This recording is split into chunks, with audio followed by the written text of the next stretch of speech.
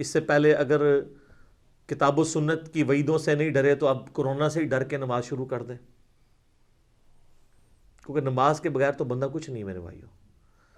سورہ الروم میں اللہ تعالیٰ نے فرمایا منیبین الیہ واتقوا، رجوع لاؤ اللہ کی طرف اور اس سے ڈر جاؤ، وَأَقِيمُوا الصَّلَاةَ، اور نماز کو قائم کرو، وَلَا تَكُونُوا مِنَ الْمُشْرِكِينَ، اور دیکھو مشرکوں میں نہ ہو جاؤ۔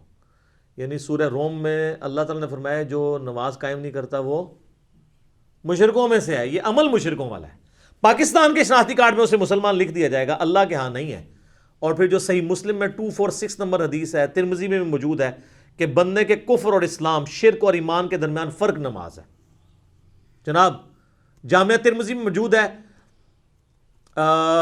ایک تابعی ہیں سیدنا عبداللہ بن شقیق، وہ فرماتے ہیں کہ صحابہ کرام ترک نماز کے علاوہ کسی اور گناہ کو کفر نہیں سمجھتے تھے سوائے ترک نماز کے۔ صحابہ کرام یعنی ترک نماز کرنے والے کو کافر سمجھا کرتے تھے۔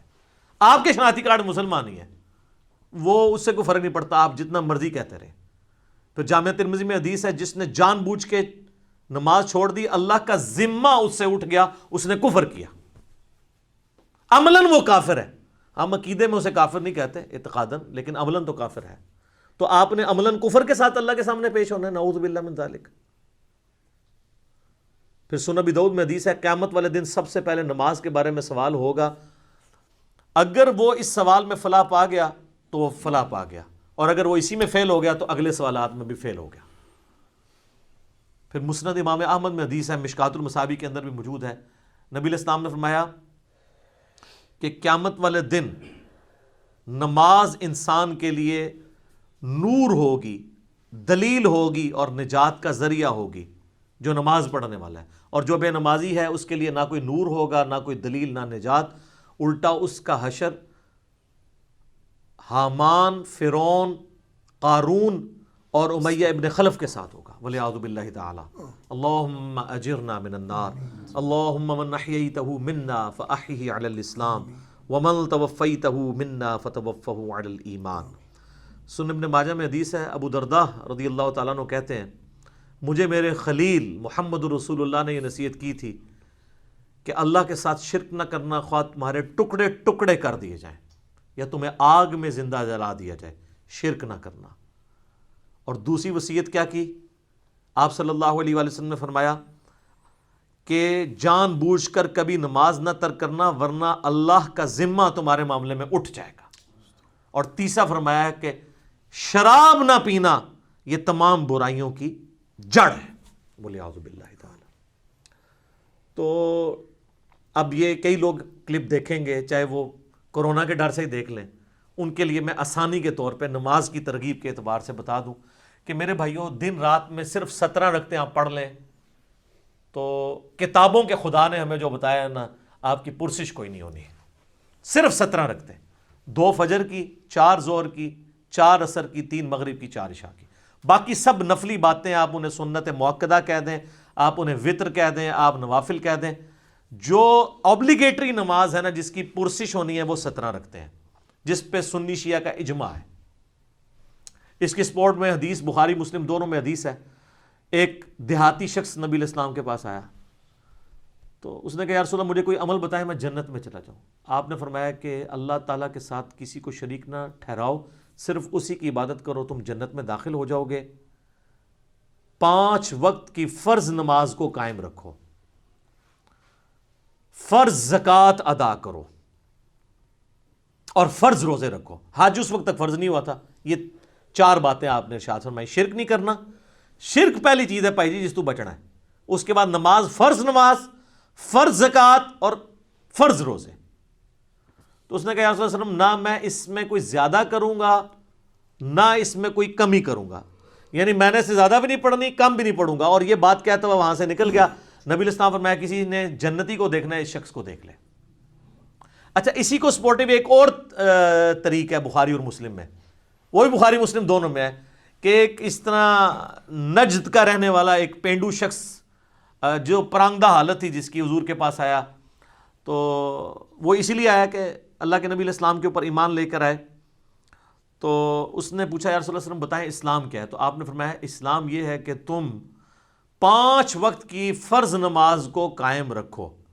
اس نے کہا یا رسول اللہ فرض کے علاوہ بھی ہے کچھ؟ فرمایا ہاں نفل ہیں، وہ تمہاری مرضی، اگر پڑھنا چاہو تو پڑھ لو، نہیں پڑھنا چاہتے نہ پڑھو۔ اور یاد رکھیے گا احادیث میں سنت کی ٹرم یوز نہیں ہوتی ہے، یہ محدثین کی ٹرم ہے۔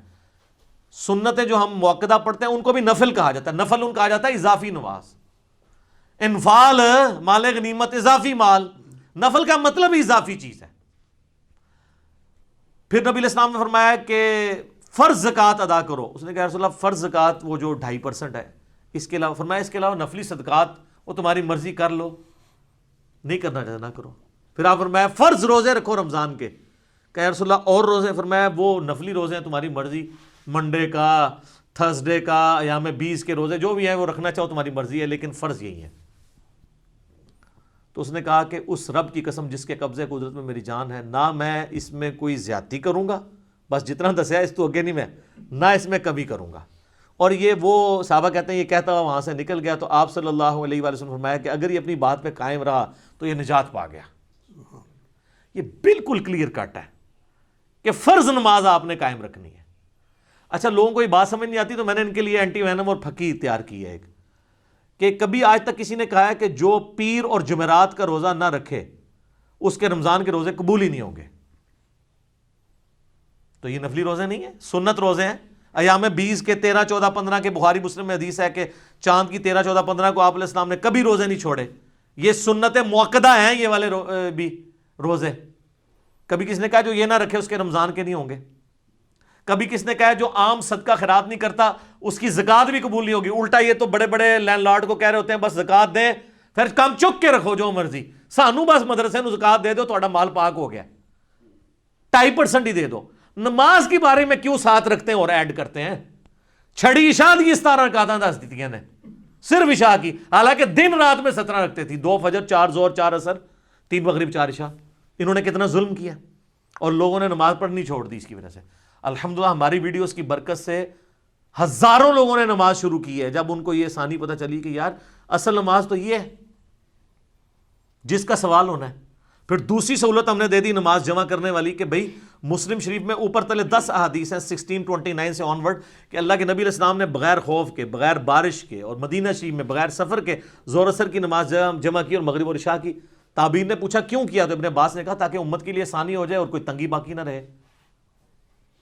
پھر بھی اگر ان کو زیادہ تکلیف ہے تو کم از کم جو مسئلہ یہ خود مانتے ہیں کہ ظہر آخری وقت میں اور عصر پہلے وقت میں آپ پڑھ سکتے ہیں، مثلا آج کل آلموسٹ کوئی 3:45 بجے عصر کا وقت داخل ہو رہا ہے، تو اگر کوئی شخص 3:40 پہ یا 3:35 پہ ظہر پڑھ لے اور 3:45 عصر کا وقت داخل ہوتے ہی عصر کی نماز پڑھ لے تو وہ اپنے اپنے وقت میں ادا کر رہا ہے، اس میں جمع کرنے والا بھی جو حنفی گناہ بتاتے ہیں وہ بھی نہیں شمار ہوگا۔ اس طرح ہی بتا دیتے کم از کم بچوں والی عورتوں کو تو آسانی ہو جاتی، نمازیں جمع کرنے والی آسانی، اور خالی فرض اس کی وجہ سے لوگوں نے نمازیں شروع کر دی ہیں اللہ کے فضل سے۔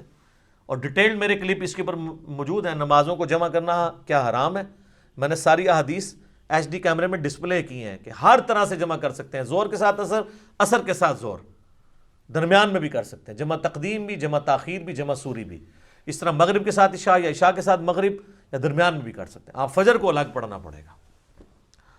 تو بلکہ ہمارے تو ایک ملک صاحب نے ملکین بھی ایجاد کی ہوئی ہے کہ آپ اذان مغرب سے آدھا گھنٹہ پہلے ظہر اثر کو جمع کر لیں اور مغرب کا وقت داخل ہوتی ہے مغرب عشاء کر لیں، چاروں کٹھی۔ اگر کوئی واقعی مجبور ہے، جس طرح آج کل کرونا کی وبا ہے اور ڈاکٹرز کے لیے ٹائم نکالنا، یا ہمارے پرائم منسٹر کے لیے، یا جو لوگ ان ڈیوٹیز میں لگے ہیں ٹائم مشکل ہے، تو وہ ملکین بھی پڑھ سکتے ہیں۔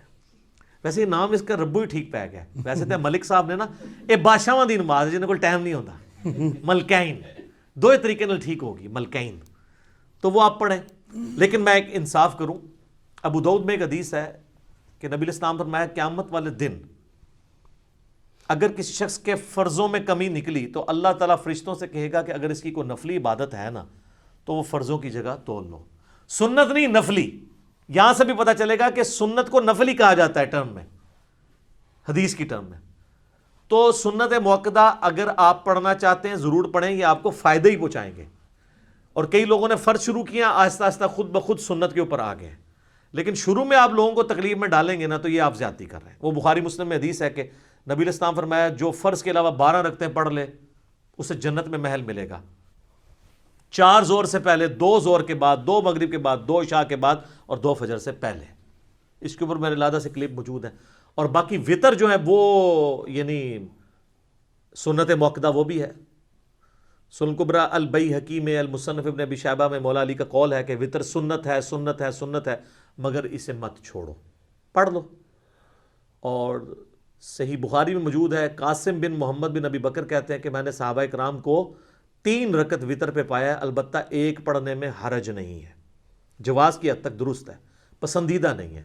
ویسے تو نہ بھی پڑھے کوئی مسئلہ نہیں ہے، فرض نماز ہے. اور اگر کوئی بالکل سست ہے تو ایک ہی پڑھ لے. الموطا امام مالک میں فاتح ایران سعد ابن ابی وقاص کے بارے میں امام مالک نے نقل کیا ہے کہ وہ پوری زندگی عشاء کی 5 رکعتیں پڑھتے تھے، 4 فرض اور 1 وطر، پوری زندگی. تو ان کے اوپر تو کوئی فتویٰ نہیں لگا کہ سنت موقدہ چھوڑ دی ہے. اچھا اب ہم یہ حدیثیں نکالتے ہیں تو یہ کہتے ہیں یار یہ عوام کے سامنے تو نہیں گلاں کرنی چاہیے. سر عوام کے سامنے ہی تو کرنی چاہیے. خواص تو پہلے ہی اللہ کے فضل سے اتنی نمازیں پڑھ رہے ہیں، وہ تو پڑھتے رہیں گے. عوام الناس تو پڑھتی کوئی نہیں ہے، ان کو پڑھانے کے لیے باتیں کرنی پڑ رہی ہیں. یا تو کہ میرے کہنے سے لوگوں نے تہجد اشراق چاہت چھوڑ دی ہو، یا میں نے خود چھوڑ دی ہوئی ہو، پھر تو آپ کو بلیم کریں. اور اگر کوئی چھوڑ بھی دیتا ہے تو اس کے اوپر کوئی اس طرح کی گرفت تو نہیں ہے. لیکن جو نہیں پڑھ رہے، مجھے کئی لوگوں نے یعنی خود رابطہ کر کے کہا کہ جی ہمارے گھر والے نماز نہیں پڑھتے تھے، جب سے پتہ چلا تو یہ نماز شروع کر دی ہے کہ یار فرض رکھتے ہی پڑھنی ہے. پھر آہستہ آہستہ کئی لوگوں نے کہا آہستہ آہستہ پھر خود سنت کا بھی شوق پیدا ہوا. انہوں نے جو ظلم کر کے اتنی لمبی لمبی رکھتے لوگوں کو بتائی ہیں اور اس کی وجہ سے لوگ متنفر ہی ہوئے ہیں. تو چلیں یہ کرونا کی اس شر میں سے یہ خیر نکلی ہے کہ ہم نے آپ کو کئی ایک باتیں بتا دی ہیں، اذان سے ریلیٹڈ بھی، نماز سے ریلیٹڈ بھی.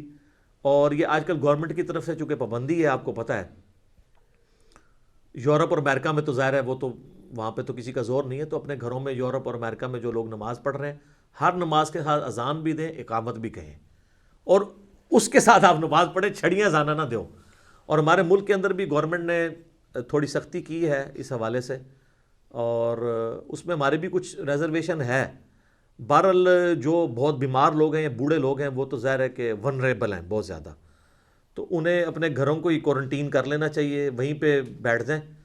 اور باقی لوگ جو ہیں وہ جو گورنمنٹ اور علماء کرام نے آپ کو احتیاطیں بتائی ہیں ان کے ساتھ آپ معاملات کو لے کے چلیں.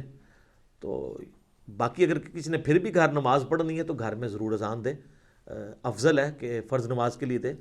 البتہ یہ جو باہر اذانیں ہو رہی ہوتی ہیں یہ کافی ہیں، گھر میں جماعت قائم کرنے کے لیے آپ کو الگ اذان دینے کی ضرورت نہیں ہے.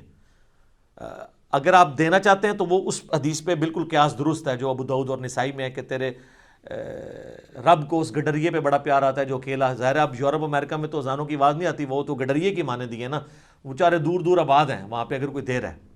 اور یہاں پہ میں اسلامی بہنوں کے لیے ایک مسئلہ بتا دوں، وہ اکثر پوچھ رہے ہوتے ہیں کہ جی اذان کا انتظار کرنا ضروری ہے. نہیں، جیسے ہی آپ کے ٹائم ٹیبل کے مطابق ٹائم داخل ہو جائے نماز کا، اذان جماعت قائم کرنے کے لیے ہے، اقامت جماعت قائم کرنے کے لیے ہے. نماز چونکہ بچوں اور عورتوں پہ جماعت واجب نہیں ہے، جیسے ہی داخل ہوا ہے، جس طرح آج جہلم میں وقت آلموسٹ 12:13 پہ داخل ہوا ہے ظہر کا، تو اذانیں تو یہاں پہ 11:45 شروع ہوتی ہیں کیونکہ 1 بجے نماز ہوتی ہے، 1:30 بجے، تو 1:30 والے 1:15 دیتے ہیں، تو آپ 12:15 نماز پڑھ سکتے ہیں.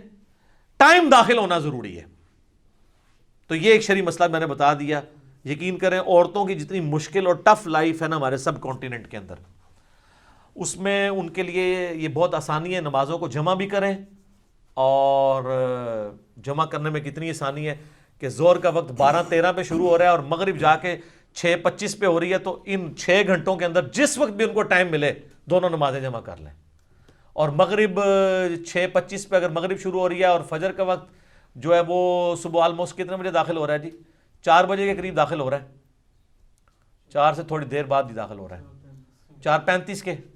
تو اس وقت تک آپ کسی بھی وقت رات کو نمازوں کو جمع کر سکتے ہیں. میرا یوٹیوب پہ ایک کلپ بھی ہے کہ عشاء کی نماز کو آپ کیا مؤخر کر کے پڑھ سکتے ہیں. افضل یہ کہ آدھی رات سے پہلے پڑھ لیں، لیکن آپ فجر کا وقت داخل ہونے سے پہلے کسی بھی وقت پڑھ سکتے ہیں.